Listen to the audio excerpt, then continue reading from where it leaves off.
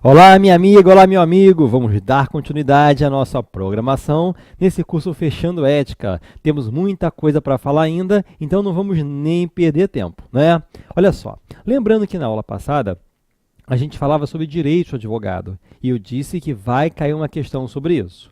Aí lá no finalzinho eu falei sobre essa novidade. Estão lembrados? E olha aí, ó, eu disse que iniciaria a aula falando sobre ela. Nós já falamos, eu li para vocês aqui na época, no dia, na primeira aula, aqui no meu celular, não é? Agora está aqui, gente, na sua tela e vai constar no seu material de apoio. São direitos da advogada. 1. Gestante. Eu tô sentindo que isso vai cair, hein? Preste atenção. Isso aqui é novidade. Foi incluído agora em dezembro de 2016. São direitos da advogada gestante. A. Entrada em tribunais sem ser submetida a detectores de metais e aparelhos de raio-x. B. Reserva de vaga em garagens dos fóruns dos tribunais. 2. São direitos da advogada lactante, né, que está amamentando, adotante ou que der à luz. Acesso à creche, onde houver, ou a locais ou local adequado ao atendimento das necessidades do bebê. Né? Então, se a advogada que está com o neném, ela vai fazer uma audiência, tem direito até a deixar na creche do fórum.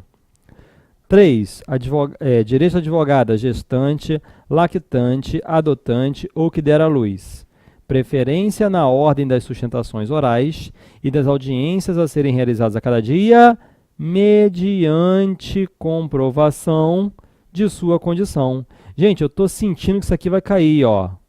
E o detalhe, tem que ter comprovação dessa condição para que ela tenha preferência na ordem da sustentação oral e da audiência. Tá? Então, pelo meu feeling aí, estou sentindo isso aí. Tá legal? Depois, 4. Adotante ou que der à luz, suspensão de prazos processuais quando for a única patrona da causa, desde que haja notificação por escrito ao cliente. Maravilha? Continuando. São direitos da... parágrafo 1º. Vejam só que vai ter um parágrafo aqui que ele vai remeter àquele artigo da CLT, que nós comentamos rapidamente na aula passada. Então, olha lá. Só botar aqui. Os direitos previstos à advogada gestante ou lactante aplicam-se enquanto perdurar, respectivamente, o estado gravídico ou o período de amamentação. Claro. Depois, parágrafo 2º do artigo 7º-A. Muita atenção para isso, minha gente, muita atenção. Olha lá. Os direitos assegurados nos incisos 2 e 3 desse artigo, à advogada adotante ou que der à luz, serão concedidos pelo prazo previsto no artigo 392 da CLT, gente. Olha lá. O 392 fala da empregada gestante que tem direito à licença maternidade de 120 dias, sem prejuízo do emprego e do salário. Enfim, o que ele quer acolher aqui, gente, é o prazo de 120 dias da advogada nessas condições. Os direitos para as advogadas nessas condições, tá? Então, 120 dias. Maravilha? Muito bem. Depois, parágrafo 3º. O direito assegurado no inciso 4º deste artigo, advogado adotante, ou que der à luz, será concedido pelo prazo previsto no parágrafo 6º do artigo 313 do Código de Processo Civil, gente. E olha só, esse prazo será de 30 dias, quando os processos são suspensos, pessoal, né? A suspensão do processo, 30 dias a contar do dia do parto ou da concessão da adoção, mediante apresentação de certidão de nascimento ou documento similar que comprove a realização do parto ou o termo judicial que tenha concedido a adoção, desde que haja notificação ao cliente. Maravilha? Então, isso aí que eu disse a vocês é o que consta nesse parágrafo 6º do artigo 313. Mas o que importa aqui, para a gente, ainda mais para a nossa prova, é o prazo, 30 dias. E no caso da licença maternidade, 120. Tá bom? 6, pessoal. Atos privativos de advocacia. Bom, o artigo 1º do Estatuto, ele tem 2 incisos.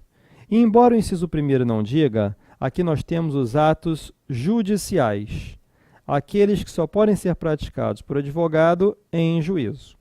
E no inciso segundo, nós temos os atos extrajudiciais, que também só podem ser praticados por advogados, mas fora do juízo. Bom, minha gente, o inciso primeiro diz que a atividade privativa da advocacia, a postulação a qualquer órgão do Poder Judiciário e aos juizados especiais. Perceberam que aqui está arriscado, né? Mas no seu vade-mecum não está, não. É só para lembrar vocês que foi proposta esta ação direta de inconstitucionalidade e o STF entendeu que essa expressão é inconstitucional. Por quê, gente? Porque há casos em que a parte pode ir sozinha ao judiciário sem a necessidade de estar acompanhada por advogado. Quais seriam esses casos? Impetração de habeas corpus, juizados especiais cíveis no valor de até 20 salários mínimos. Na Justiça do Trabalho, o artigo 791 da CLT diz que nos dissídios individuais, reclamante e reclamado podem estar sozinhos em juízo sem estarem acompanhados por advogados. Maravilha? Muito bem. Aí no inciso segundo, nós encontramos que também são atividades privativas de advogado a consultoria, assessoria e direção jurídicas. Ou seja, para ser diretor jurídico tem que ser advogado. Aí uma vez perguntaram lá, para ser gerente jurídico, também tem que ser advogado? Tem que ser advogado? Gente, não está escrito aqui, mas está no artigo 7º do Regulamento Geral. Beleza? Tranquilo? É isso aí. Bom, além desses dois atos privativos da advocacia, o parágrafo 2º traz um outro. Os atos e contratos constitutivos de pessoas jurídicas, sob pena de nulidade, só podem ser admitidos a registro nos órgãos competentes quando visados por advogados. Ou seja, pessoal, quando uma empresa for constituída, tem que ter um contrato social, né, um ato constitutivo, e tem que ter a assinatura do advogado. Esse visto simboliza que o advogado viu, revisou coisas que poderiam dar problema. Então, olha só, preste atenção. Isso é o que consta aqui, o advogado tem que ter esse visto. Tem que dar esse visto. Agora, tem uma exceção. A Lei Complementar 123 de 2006, lá no seu artigo 9º, parágrafo 2º, diz que quando se tratar de microempresa e empresa de pequeno porte, não há necessidade de ter esse visto do advogado. Então, isso que eu falei agora, tanto pode cair em deontologia, em ética, como pode cair também lá na parte de direito de empresa. Maravilha? Muito bem. Agora, quais são os atos dos estagiários? O artigo 29 do Regulamento Geral diz que o estagiário pode praticar os mesmos atos dos advogados, desde que em conjunto com o advogado ou defensor público. Mas os seus parágrafos vão nos dizer coisas que o estagiário pode praticar isoladamente. Mas mesmo assim, gente, sob a responsabilidade do advogado. Quais são? Retirar e devolver autos em cartório assinando a respectiva carga, né, o livro-tombo, o livro de saída e de entrada dos autos no cartório. 2. Obter junto aos escrivães e chefes de secretarias certidões de peças ou autos de processos em curso ou findos. 3. Assinar petição de juntada de documentos, qualquer documento, hein? Por mais importante que seja, o estagiário pode juntar sozinho a processos judiciais ou até administrativos. Pode ser que na prática, nem em todos os estados, isso aqui tenha acontecido, tá? Porque, por exemplo, tem atos normativos de tribunais que não tem deixado o estagiário fazer, mas marque o que está na letra da lei para a sua prova. E tem o parágrafo 2º, que poderia ser o inciso 4º, mas optaram por botar um parágrafo 2º. Para o exercício de atos extrajudiciais, o estagiário pode comparecer isoladamente quando receber autorização ou subestabelecimento do advogado. Tá? Então, se for ato extrajudicial, o estagiário pode ir sozinho, desde que tenha a autorização do advogado. Tá legal? Olha só, gente, o próximo tema, atos nulos. Muito fácil. O artigo 4º do Estatuto, junto com o seu parágrafo único, que está aqui na outra tela, eles trazem 5 grupos de pessoas que, caso venham a praticar qualquer ato privativo da advocacia, os atos são nulos. Olha lá. São nulos os atos privativos de advogado praticados por pessoa não inscrita na OAB, sem prejuízo das sanções civis, penais e administrativas. Gente, é claro que se a pessoa não estiver inscrita na OAB e praticar um ato privativo de advogado, os atos serão nulos. Agora, olha só, Se eles trouxerem outras opções, atos anuláveis, atos passíveis de ratificação, marque letra da lei, atos nulos. Certo? Porque até tem jurisprudência e doutrina em sentido contrário, mas para sua prova, marque letra da lei, atos nulos. Certo? Depois, parágrafo único. São também nulos os atos praticados por advogado impedido, desde que ele advogue no âmbito do impedimento. Claro, é aquele típico caso do advogado que é funcionário da Prefeitura de São Paulo. Pode advogar menos contra o município de São Paulo. Se ele advogar, os atos são nulos. Advogado suspenso, que está de castigo, não pode advogar. Licenciado, também não pode advogar. Ou aquele, gente, que passar a exercer atividade compatível com a advocacia, mas não pedir licença nem cancelamento. Porque o certo seria ele pedir licença ou pedir o cancelamento, e aí seria uma pessoa não inscrita na OAB. Só que ele pode dar uma despertinho e continuar advogando, sem pedir licença e cancelamento. Não interessa. A partir do momento que eles passarem a exercer atividade compatível, todos os atos são nulos. Beleza?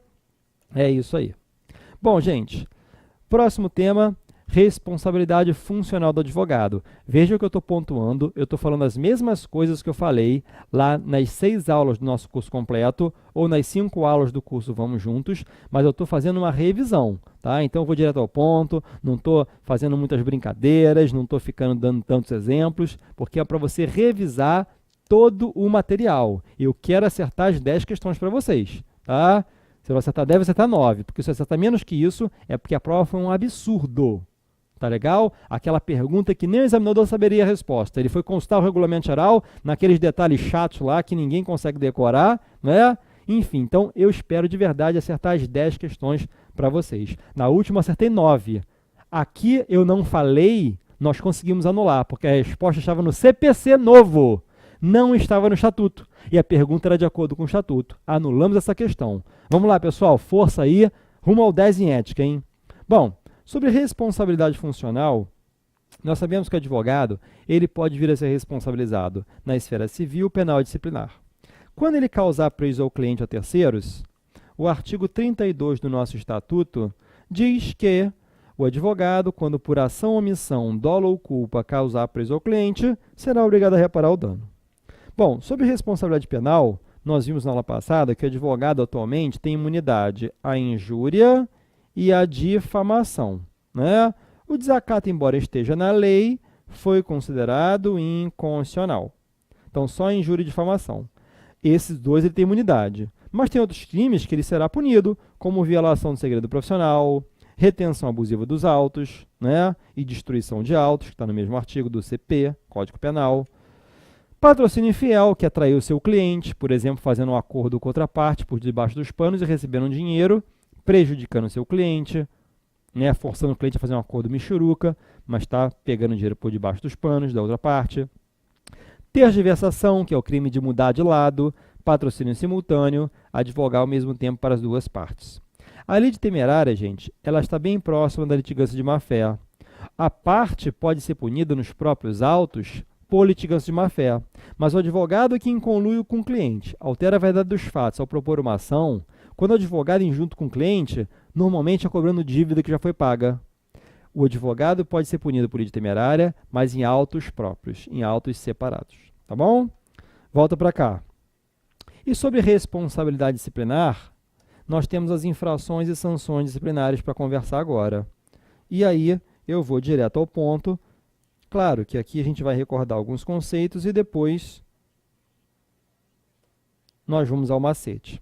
Olha lá, gente, o artigo 34 do Estatuto, ele tem 29 incisos. E nós sabemos que à medida em que os incisos vão passando, a gravidade das infrações também vai aumentando.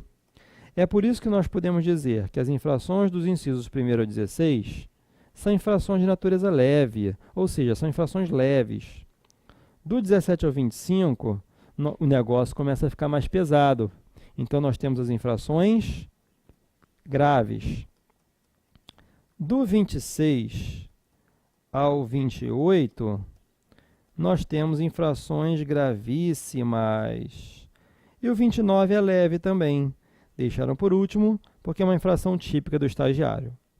Essas infrações leves, graves e gravíssimas são punidas com as seguintes sanções: censura, suspensão, exclusão e multa. Não é isso? Nos termos do artigo 35 do Estatuto, estas são as sanções disciplinares. No primeiro momento, as infrações leves são punidas com censura, as graves com suspensão e as gravíssimas são punidas com exclusão. Muito bem, meu povo. Olha só aqui uma coisa. Deixa eu mudar a cor da nossa caneta aqui. Existe a previsão no Estatuto de uma tal de advertência, que pelo fato de não estar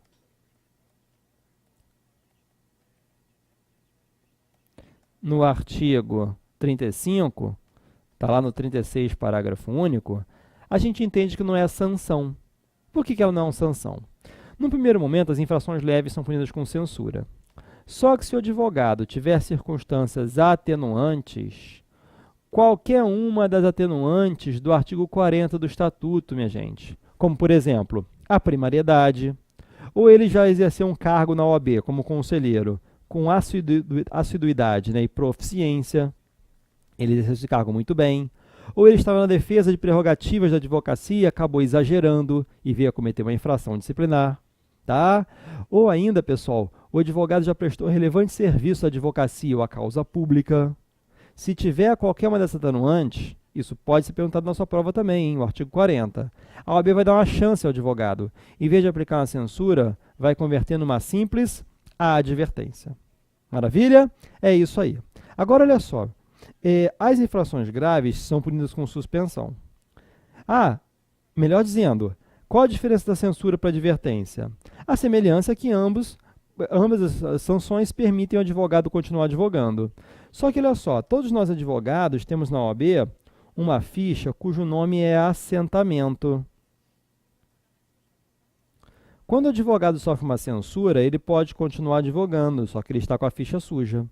Mas quando há aquela conversão para advertência, isso não fica no assentamento, ele continua com a ficha limpa. A OAB deu uma chance a ele. Agora, da próxima vez que ele cometer uma nova infração, aí sim será punido com uma censura. Muito bom. As infrações graves, elas são punidas com suspensão. E a suspensão varia, em regra, de 30 dias a 12 meses. É o mínimo e o máximo. Como no Código Penal. Não tem lá artigo 121, matar alguém, reclusão de 6 a 20 anos? Aqui também, gente, mínimo e máximo. Em regra, é de 30 dias a 12 meses.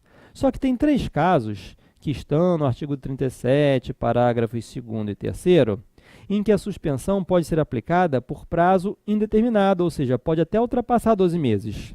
Quando, gente? Quando o advogado deixar de pagar a OAB, quando ele deixar de prestar contas ao cliente, ou no caso de inépcia profissional.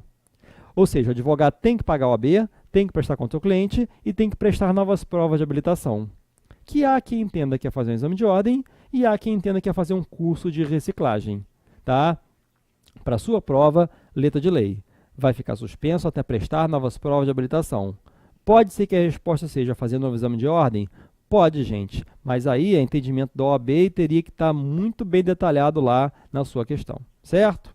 Muito bem. As infrações gravíssimas são punidas com exclusão. A exclusão é a sanção mais grave que o advogado pode aplicar a um advogado. Tanto é que quando ele é excluído, é a sanção mais grave que a OAB pode aplicar a um advogado. Tanto é que quando ele é excluído, a substituição é cancelada. Ah, Paulo, mas pode voltar a ser advogado um dia?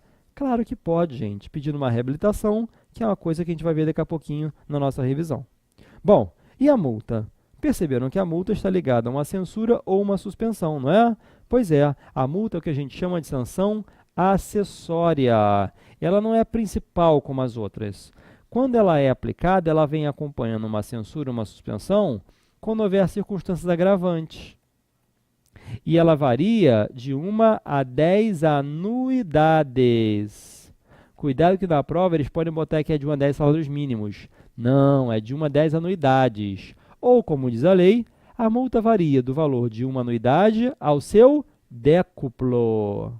10. Maravilha?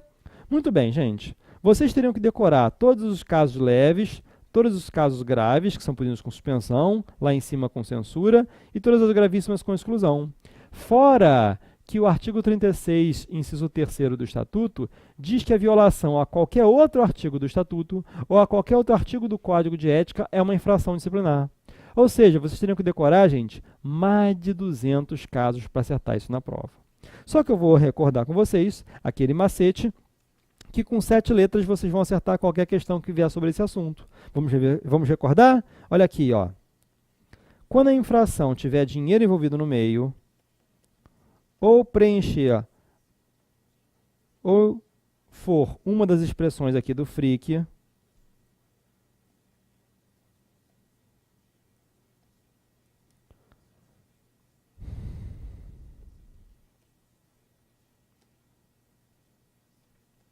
a punição aplicada será uma suspensão. Agora, quando for FIC,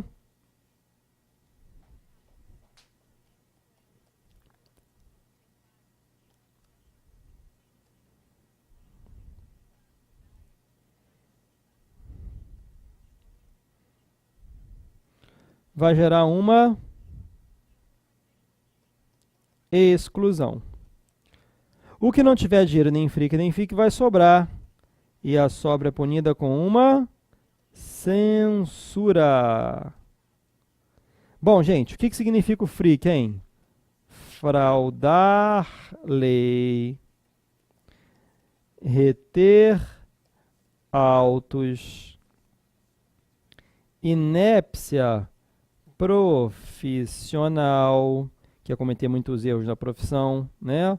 Porque um erro ou outro qualquer um pode cometer, mas muitos erros considera-se inepto profissionalmente. Letra C, conduta incompatível, que nós recordamos na aula passada, embriaguez habitual, toxicomania habitual. Está lá no artigo 34, parágrafo único do Estatuto. F, falsa prova de requisito para inscrição. Ou seja, falsificar qualquer um dos requisitos do artigo 8º. E inidoneidade moral. E letra C, praticar crime infamante. Muito bem, gente. Está pronto o FRIC-FIC. Como é que você vai usar isso na prova? O delegado de... Se a pergunta for, o delegado de polícia... o advogado solicitou ao delegado de polícia R$20 mil para conseguir um ótimo relatório para o inquérito, em benefício do seu cliente. Gente, tem dinheiro envolvido no meio? Se tem dinheiro, a punição é uma suspensão. Mas se quer na sua prova, o advogado retirou autos de cartório por 10 dias e está retendo os autos abusivamente. Qual a punição? R do FRIC, suspensão.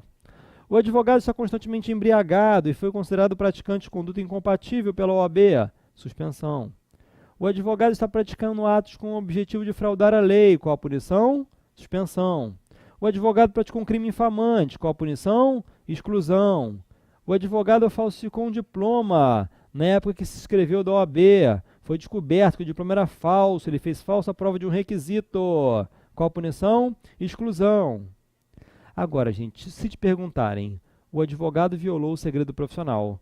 Está escrito ali? Se não estiver escrito, gente, sobra a censura.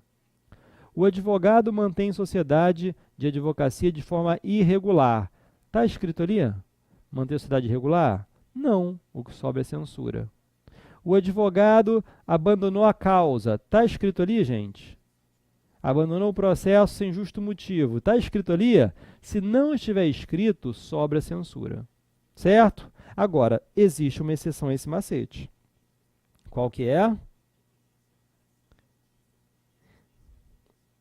É muito importante que vocês tenham já estudado, viu, gente? Lido o Estatuto, o Código de Ética. Por isso que eu digo que esse curso Fechando Ética é um curso de revisão.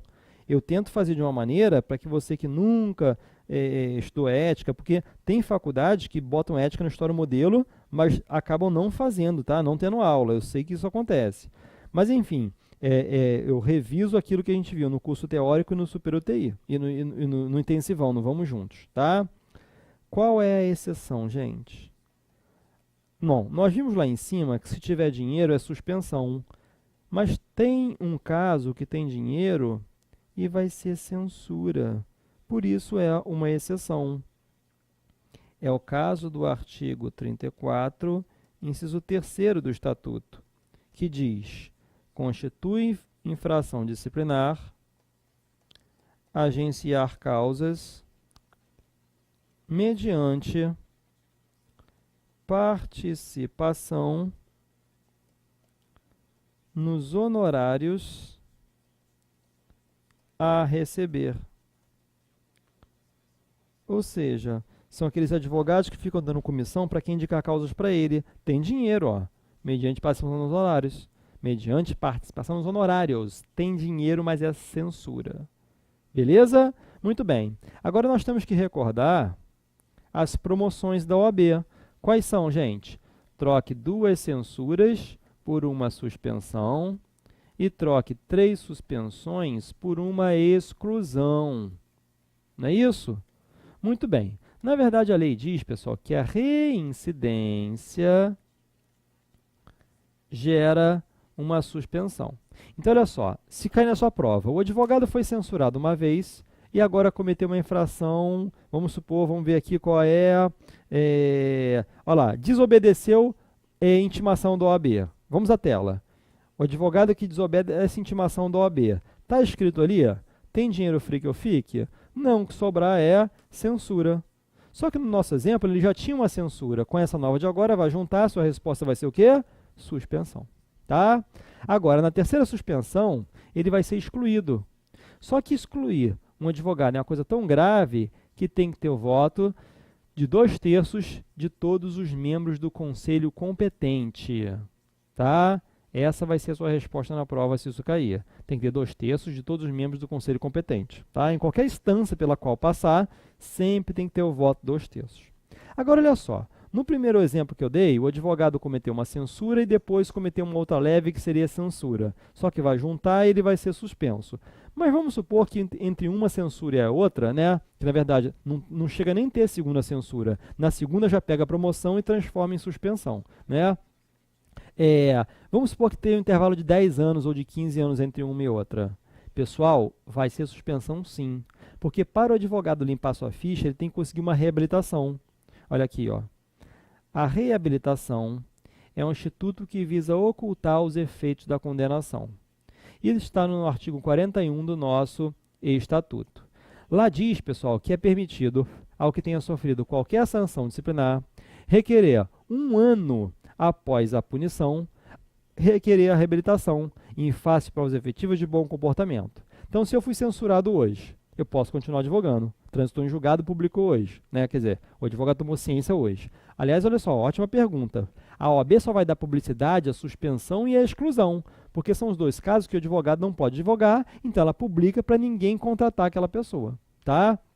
Muito bem. Agora, quando o advogado tomar ciência, transitar em julgado, que ele foi censurado, ele pode continuar advogando. Mas a partir daquela data, ele conta 1 ano para poder fazer um pedido de reabilitação na OAB e limpar a sua ficha. Tá bom?